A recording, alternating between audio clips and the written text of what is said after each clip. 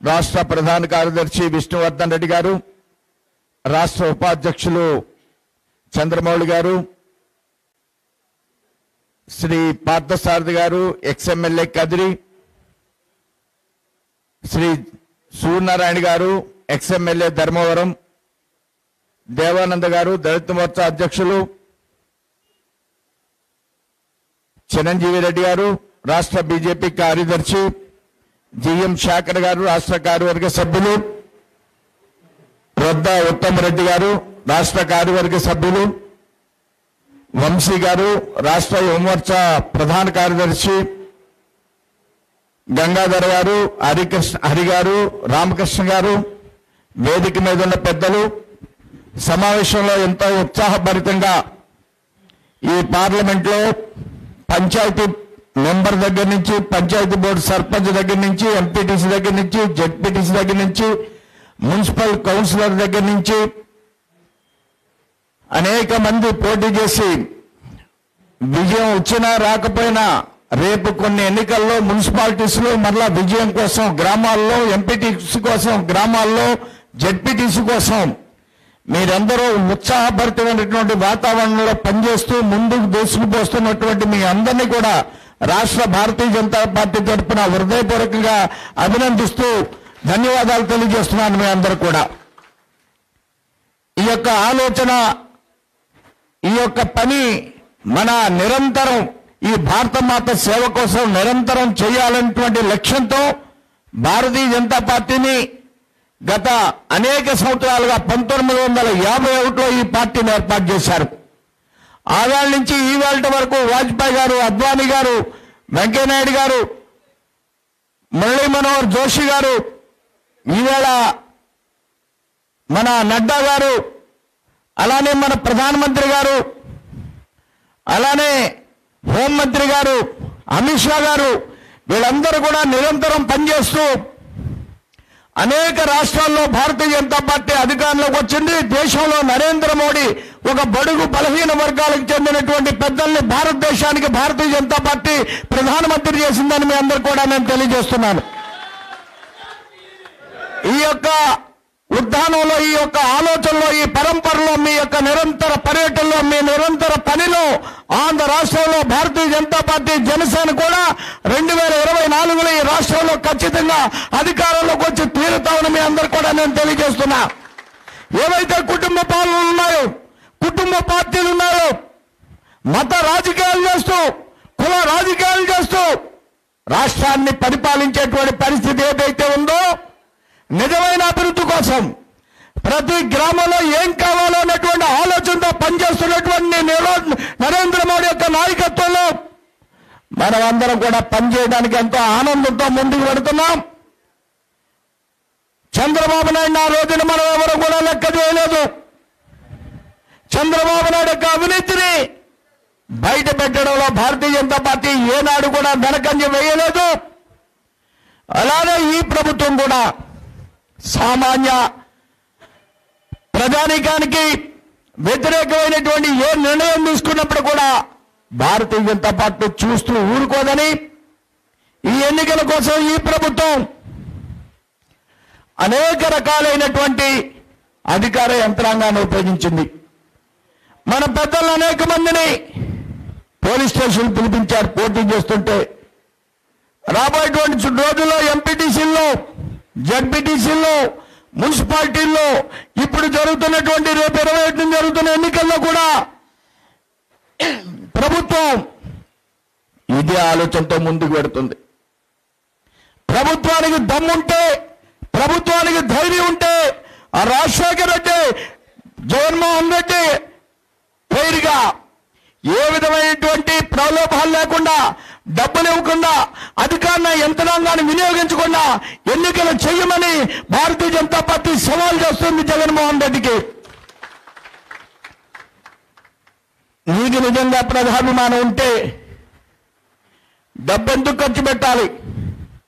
నీకు నిజంగా అనేక కోట్ల రూపాయల్ని ఆవడి ఈవడి నువ్వు ఇస్తూ ఉంటే మళ్ళా ఇతర ప్రతిపక్ష పార్టీని ఎందుకు ఇబ్బంది పెట్టాలని నేను ఈవేళ ఈ ప్రభుత్వాన్ని నేను ప్రశ్నిస్తున్నా. మీ అందరూ కూడా నేను కొన్ని విషయాలు మీ ముందుంచడానికి కోసం ప్రయత్నం చేస్తాను. ఈ గోరంట్ల తాగడానికి మంచినీళ్ళు లేవు. గోరంట్లే కాదు, మీ చుట్టుపక్కల ఉన్న చాలా గ్రామాలకు ఇదే పరిస్థితి ఉంటుందని నేను మీ అందరూ కూడా తెలియజేస్తున్నా. చంద్రబాబు నాయుడు పరిపాలించాడు. తెలుగుదేశం 24 సంవత్సరాలు పరిపాలించింది ఈ రాష్ట్రాన్ని. ఇప్పుడు జగన్మోహన్ రెడ్డి గారు పరిపాలిస్తున్నాడు. ఇప్పటికీ తాగడానికి నీళ్ళు లేదు. నరేంద్ర మోడీ భారతదేశంలో నగరాలకి గ్రామాలకి జలశక్తి మిషన్ అని ప్రతి గ్రామానికి కూడా మనందరూ కూడా కుళాయిలు వేయమని రాష్ట్ర ప్రభుత్వానికి 5,000 కోట్ల రూపాయలను ఆల్రెడీ మంజూరు చేసి 2,000 కోట్ల రూపాయలని ఈ 2 సంవత్సరాల్లో ఈ రాష్ట్ర ప్రభుత్వానికి ఇవ్వడం జరిగింది. మీ అందరూ కూడా నేను తెలియజేస్తున్నా. కుళాయిలు వేస్తే నీళ్లు కావాలి. ఈ నీళ్లు ఎక్కడవి? ఈ గ్రామానికి ఈ నీళ్లు దగ్గర లేవు కదా, సరైన చెరువు లేదు కదా. కానీ దగ్గరే ఒక చిన్న నది ఉంది. దాని దగ్గర నుంచి నీళ్లు తీసుకురావడానికి వాటర్ గ్రిడ్ అనే ఒక పథకాన్ని పెట్టారు. వాటర్ గ్రిడ్ పైప్ లైన్ వేసి ట్యాంక్ కట్టి కుళాయిలు ఇచ్చి నీళ్లు ఇమ్మన్నారు. నేను మన పెద్దలందరికీ చెప్పాను, ఈ గ్రామానికి మంచినీళ్లు ఇవ్వాల్సిన బాధ్యత నరేంద్ర మోడీ ప్రభుత్వంలో కేటాయించినటువంటి జలశక్తి మిషన్ ట్యాప్స్ విషయంలో, కుళాయిల విషయంలో, వాటర్ గ్రిడ్ విషయంలో పైప్ లైన్ వేసి కుళాయిలు ఇవ్వాలని భారతీయ జనతా పార్టీ కార్యకర్తలు రాబోయేటువంటి రోజుల్లో పోరాటం చేస్తారు. ఈ అసెంబ్లీలో ఎక్కడ నీళ్లు లేకపోయినప్పుడు కూడా. ఇది నరేంద్ర మోడీ గారి యొక్క సంకల్పం. ఓ గ్రామంలో ఎల్ఈడి బల్బు ఇస్తాడు. ఓ గ్రామంలో 5,000 రూపాయలతో వ్యక్తిగత మరుగుదొడ్డి కడతారు. ఓ గ్రామంలో కుళాయి వేస్తారు. ఓ గ్రామంలో మంచినీటికి పైప్ లైన్ వేస్తున్నారు. గ్రామంలో శ్మశాన వాటికి చుట్టూరు కూడా కాంపౌండ్ వాళ్ళు కట్టమని నిధులు ఇస్తున్నారు నరేంద్ర మోడీ గారు. మీ గ్రామంలో పంచాయతీ బిల్డింగ్ కానీ, మీ గ్రామంలో రైతుకు సంబంధించిన భరోసా కేంద్రం కానీ, మీ గ్రామంలో ఐసిడిసి పాఠశాల కానీ, మీ గ్రామంలో పంచాయతీ బోర్డు బిల్డింగ్ కానీ నరేంద్ర మోడీ డబ్బు మీకు పంపిస్తున్నాడు అనేటువంటి విషయాన్ని మీ అందరూ కూడా నేను స్పష్టంగా తెలియజేస్తున్నా. ఇది కాకుండా గ్రామాల్లో స్వచ్ఛ భారత్ నిధులు ఇస్తున్నారు. పరికరాలు కొంటామని కరపత్ర నుండి చూశాను. ట్రాక్టర్లు ఇస్తున్నారు, అనేక పరికరాలు ఇస్తున్నారు. గ్రామంలో తడి చెత్త పొడి చెత్త వేరు చేయమని 20 లక్షల రూపాయలు ఇస్తున్నారు. ఒక షెడ్ వేసి వర్మీ కంపోస్ట్ తయారు చేయమని 20 లక్షల రూపాయలు ఢిల్లీ నుంచి గ్రామానికి పంపిస్తున్నారు నరేంద్ర మోడీ గారు. పంచాయతీ బిల్డింగ్ కడతారా, స్కూల్ బిల్డింగ్ కడుతున్నారా నరేంద్ర మోడీ? నాడు నేడులో స్కూల్ బిల్డింగ్లు కానీ, పంచాయతీ బిల్డింగ్లు కానీ, ఐసిడిఎస్ బిల్డింగ్లు కానీ, పంచాయతీ బిల్డింగ్లు కానీ, రైతు భరోసా కేంద్రం కానీ అన్నీ కూడా నరేంద్ర మోడీ కడుతున్నాడు తప్ప దీంట్లో జగన్మోహన్ రెడ్డికి ఏ విధమైనటువంటి స్థానం లేదని మీ అందరు కూడా నేను తెలియజేస్తున్నా. 15 ఫైనాన్స్ కార్పొరేషన్లో కమిషన్లో మనందరు కూడా నరేంద్ర మోడీ గారు వచ్చిన తర్వాత అంతకంటే మనిషికి ఉండేదాన్ని 10% సక్సెస్ చేశారు. ప్రతి వ్యక్తికి ఇవాళ ప్రతి సంవత్సరం మీ అందరి పేరుని కూడా 400-500 రూపాయలు పర్ హెడ్ పంపిస్తున్నాడు నరేంద్ర మోడీ.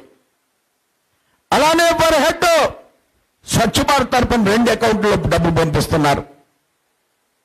ఇన్ని రకాల సంక్షేమ కార్యక్రమాల్ని ఈవేళ నరేంద్ర మోడీ గారు ప్రతి గ్రామంలో కూడా చేసేటువంటి పరిస్థితిని యావత్ భారతదేశంలో నిర్మాణం చేశారు. ఇది ఆంధ్రప్రదేశ్లో కూడా నిర్మాణం చేశారు. ఒక ఎన్ఆర్ఈజీఎస్కే ఈ 2 సంవత్సరాల్లో జగన్మోహన్ రెడ్డి గారికి 20,000 కోట్ల రూపాయలు ఇచ్చారు. ఎన్ఆర్ఈజీఎస్కి ఎన్ఎన్ఆర్ఈజీఎస్కి 20,000 కోట్ల రూపాయలు ఇచ్చారు. ఈ సంవత్సరం మరొక 7,000 కోట్ల రూపాయలు రిలీజ్ చేశారు.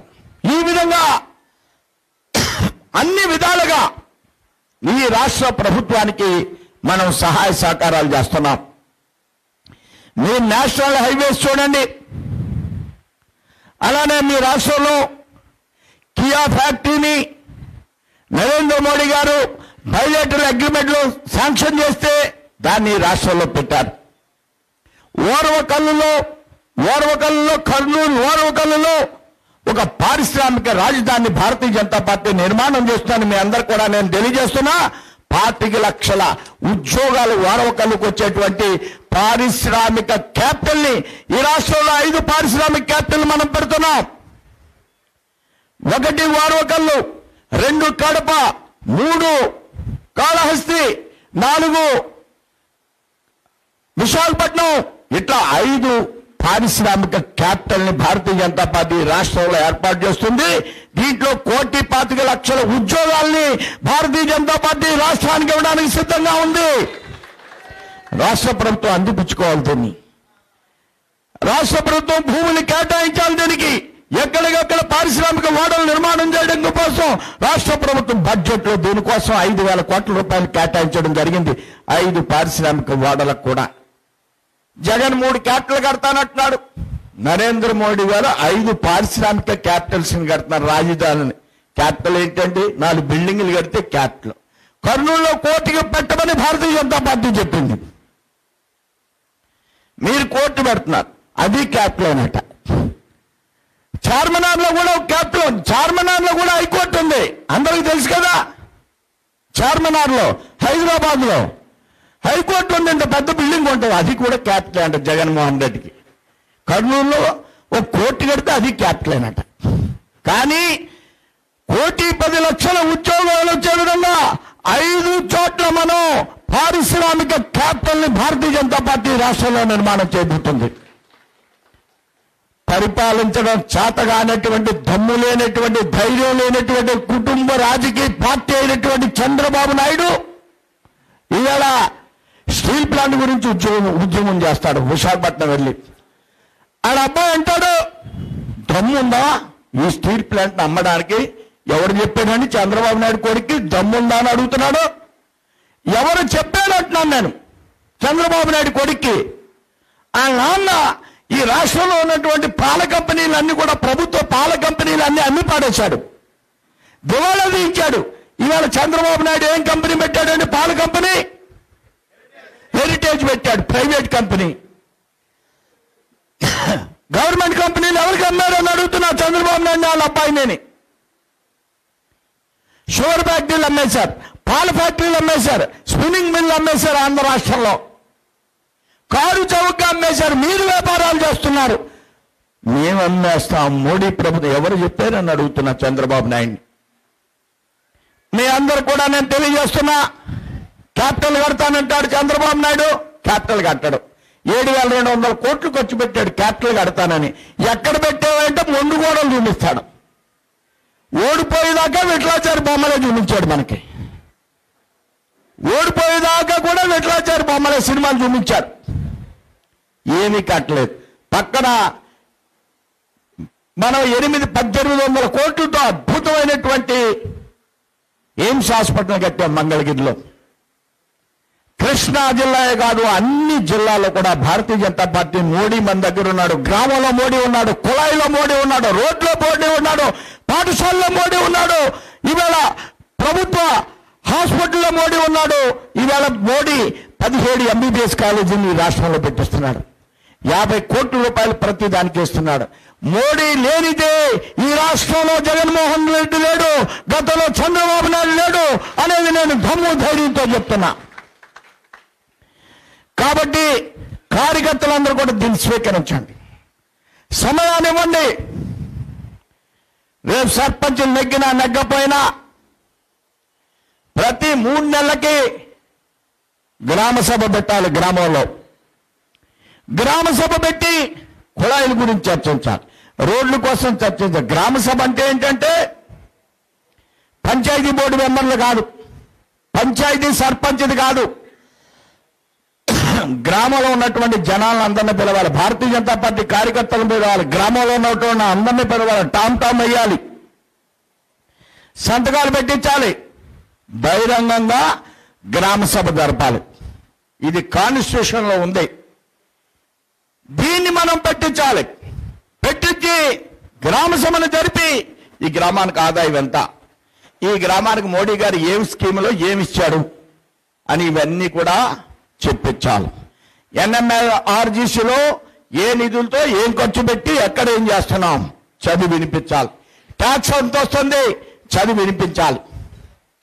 ఇవన్నీ కానీ ప్రతి 3 నెలలకు కానీ చేయకపోతే మీరందరూ కూడా ఒక కంప్లైంట్ రాసి DLPOకి ఇచ్చి మాకు గ్రామ సభ జరగలేదని కంప్లైంట్ ఇస్తే దాన్ని నిరూపిస్తే ఆ పంచాయతీ బోర్డు రద్దు అయిపోతుంది. దీన్ని స్వీకరించాలి భారతీయ జనతా పార్టీ కార్యకర్తలు. ఇది రాజ్యాంగం ఇచ్చినటువంటి హక్కు ప్రజలకి. పంచాయతీ ఒకసారి ఓటేసేస్తే ఇంకా సర్పంచ్ పెత్తనమే కాదు, ప్రజల పెత్తనం. గ్రామ సభ వాజ్పేయి గారి గతంలో 6 నెలలకు ఒకసారి ఉంటే దాన్ని 3 నెలలకు ఒకసారి చేయమన్నాడు. దాన్నే చంద్రబాబు నాయుడు జన్మభూమిగా మార్చేశాడు. కాబట్టి ప్రతి 3 నెలలకి భారతీయ జనతా పార్టీ కార్యకర్త ప్రతి గ్రామంలో కూడా గ్రామ సభని నిర్వర్తించకపోతే వైసీపీ యొక్క సర్పంచుల యొక్క గుండెల్లో నిద్రపోతాడు భారతీయ జనతా పార్టీ కార్యకర్త. ఇది మన లక్ష్యమై ఉండాలి, ఇది మన ధ్యేయమై ఉండాలి, ఇది మన ఆలోచన అయి ఉండాలి. ఆ యొక్క కార్యక్రమంలో మోడీ కార్యక్రమాన్ని ఎగ్జిబిట్ చేయాలి, చెప్పించాలి, మాట్లాడించాలి. ఇది మన లక్ష్యం, ఇది మన సంకల్పం. దీనికోసం మన పార్టీ పెద్దలు అనేక సంవత్సరాలుగా శ్రమించి పనిచేసేటువంటి వ్యవస్థ.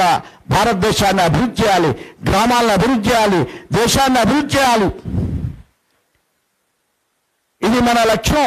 ఇలా మనం ప్రయత్నం చేస్తుంటే అన్ని రాష్ట్రాల్లో అధికారంలో వస్తుంటే ఈ రాష్ట్రంలో కానీ బీజేపీ వచ్చాక స్టీల్ ప్లాంట్ అమ్మేస్తారు, ప్రత్యేక హోదా, లేకపోతే క్యాపిటల్ ఎట్టా తక్కువ, ఇదే మాట్లాడతారు, ఇవే ఛానల్లో చూపిస్తారు. దీనికి అతీతమైనటువంటి ఆలోచన ఇవాళ భారతీయ జనతా పార్టీ రాష్ట్రంలో గ్రామాన్న నిర్మాణం చేయాలంటే లక్ష్యంతో మీ అందరూ కూడా పనిచేయాలని కోరడానికి నేను ఇవాళ మీ దగ్గరికి వచ్చాను.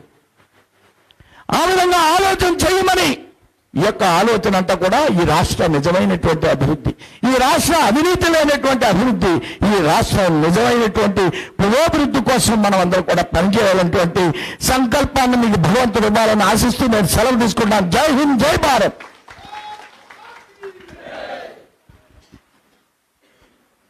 మన అధ్యక్షుల వారు దిశానిర్దేశం చేసినట్లు ప్రతి 3 నెలలకు ఒకసారి గ్రామ సభలకు ఖచ్చితంగా అటెండ్ అయ్యి 1 సంవత్సరంలోనే వాటి యొక్క రిజల్ట్ను మన అధ్యక్షుల వారికి తెలియజేస్తాం. అదేవిధంగా ఈరోజు ఇన్ని వ్యయ ప్రయాసాలకు వచ్చి ఇక్కడికి రావడంతో పాటు అదేవిధంగా కొంతమంది ఎంపీటీసీలు, మాజీ ఎంపీటీసీలు, సర్పంచ్లు, తర్వాత వార్డు మెంబర్లు పార్టీలకు ఆహ్వానం పలకడానికి సిద్ధంగా ఉన్నారు. అదేవిధంగా మన జిల్లా అధ్యక్షురాలు, మహిళా మోర్చా అధ్యక్షురాలు గిరిజమ్మ గారు తను జిల్లా అధ్యక్షుడు అయిన తర్వాత రాష్ట్ర అధ్యక్షుల వారికి జిల్లా అధ్యక్షురాలు గిరిజమ్మ గారు బొకే ఇచ్చే సందర్భంగా చేస్తున్నారు. గిరిజమ్మ గారు సార్ మన మహిళా మోర్చా అధ్యక్షుడు.